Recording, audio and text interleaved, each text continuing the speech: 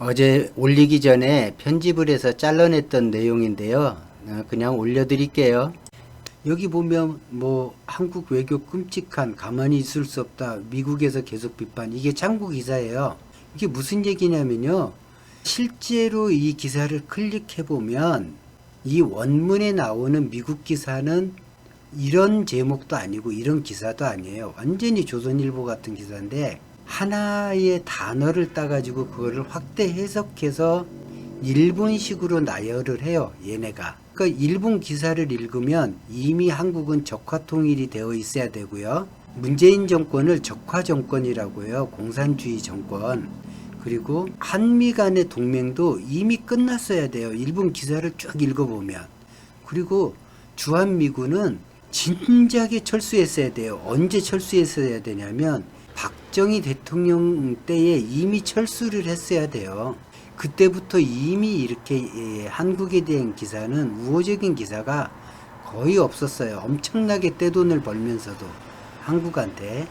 실제로 한국 정부 중에서도 국방부와 국정원은 지소미아를 원했다라는 거죠. 한일과 분리하여 유지해야 된다는 목소리가 강했다고 이야기가 있다. 그게 당연하죠.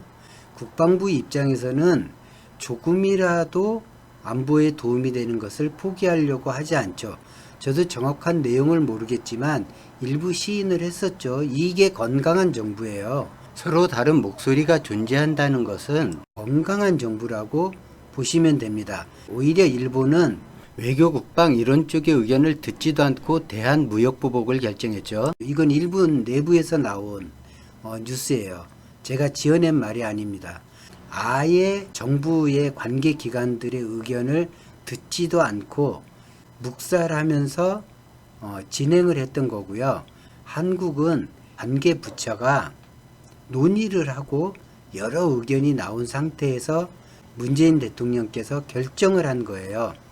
어느 나라가 더 민주적이고 어느 나라가 더 발전된 정치적인 나라인지 알 수 있죠.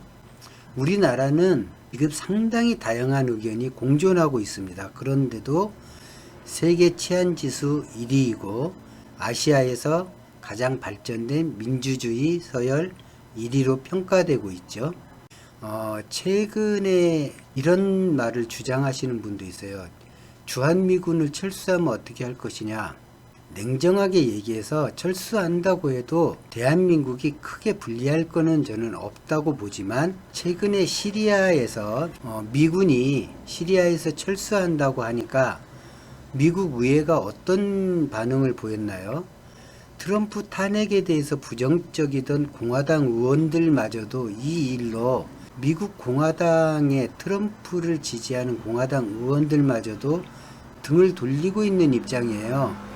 이것을 반대로 해석하면 주한미군이 한국에서 철수한다. 한국이 원하지도 않았었는데 그 정치 폭풍을 견딜 수 있는 미국 대통령은 존재할 수 없습니다. 미국 자국의 문제 때문에, 자국의 이익 때문에도 그런 결정은 가능하지가 않죠. 우리가 좀 더 냉정하게 주한미군이나 이런 지소미아나 한일 간에 이것을 우리 국민들이 바라보지 못하면 일본처럼 정치적으로 주한미군의 꼭두각시 노릇만 계속해야 돼요. 군사적으로도 마찬가지고. 제가 이 얘기도 좀 드려야겠네요. 최근에 댓글에서 보면 왜 중국에 견제하고 중국을 도발하는 이런 영상을 만들지 않느냐, 이런 분들이 있어요. 일본이 우리에게 도발한 거에 우리가 화가 가장 많이 났던 게 뭐예요? 일단은 역사적으로도 잘못한 일본이 전혀 반성하지 않았다는 것 하나와, 막대한 무역 흑자를 보는 입장에서 무역 적자국인 한국에게 보복을 한 거죠. 이런 거는 세계 무역 역사상 없는 일이에요. 무역 흑자를 내주는 나라에 무역 보복을 한다? 그것도 수출 제재예요. 수입 제재가 아니에요. 수입 제재를 보통 이렇게 하죠. 미국이 현재 중국에 하고 있는 걸 보면 알 수 있죠.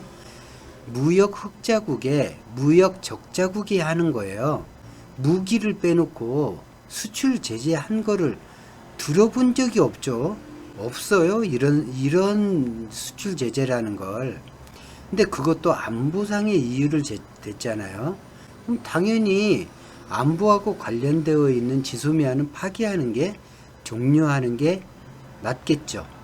그럼 중국은 우리에게 사드 보복을 하지 않았느냐?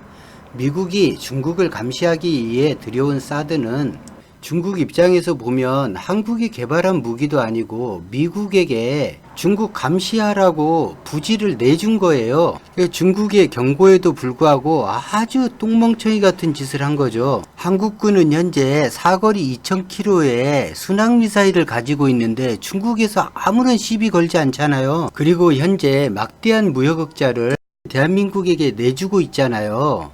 경계는 해야 하지만 나서서 적대할 필요가 없죠.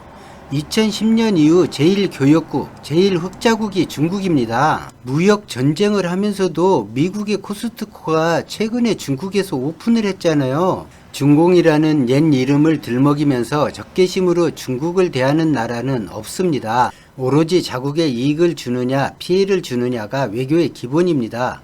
냉전시대 사고 이젠 버립시다. 오늘 영상은 여기까지입니다. 시청해 주셔서 고맙습니다.